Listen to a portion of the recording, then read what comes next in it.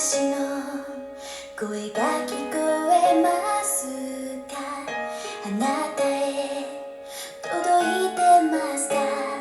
小さな音色、言葉の響きが優しく手に手を取って流れてゆくように溶け合って、そっと目覚める懐かしくて嬉しい泣きたいような気持ち。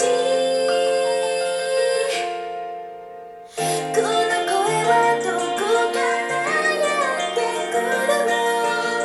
私の心の奥深いところから誰かに伝えたい想いが生まれて、遥かな遠くから遥かに旅をしてまっすぐその想いを伝えるために溢れる気持ち。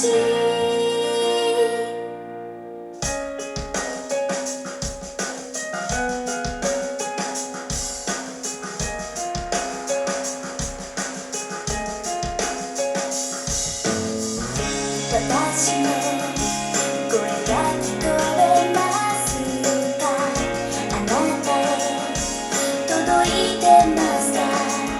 雨のしずくのしずくのように、あなたの悲しくつらい心に触れた時、そこから何かが変わる。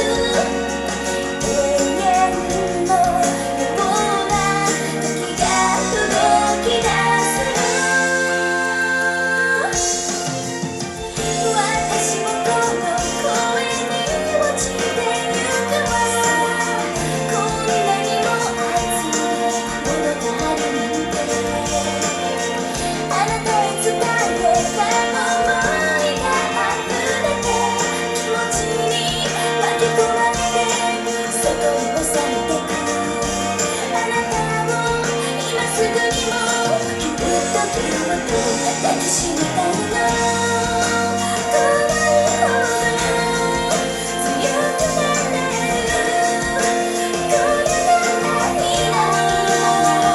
終わり自分の全てが輝いて見えるわ。全てが生きて